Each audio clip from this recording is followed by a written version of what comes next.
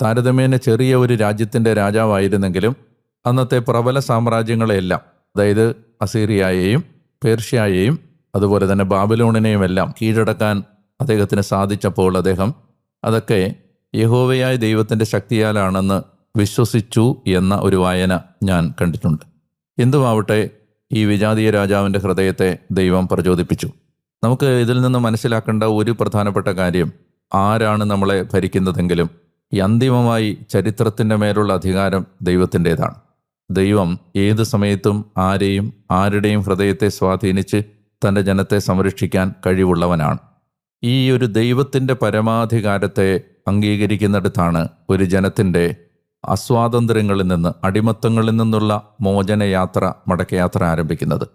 ഞാൻ ഒരിക്കൽ കൂടി പറയാം, ദൈവത്തിൻ്റെ പരമാധികാരത്തെ അംഗീകരിക്കുന്ന ഒരു നിമിഷം മുതലാണ് നമ്മുടെ ജീവിതത്തിൻ്റെ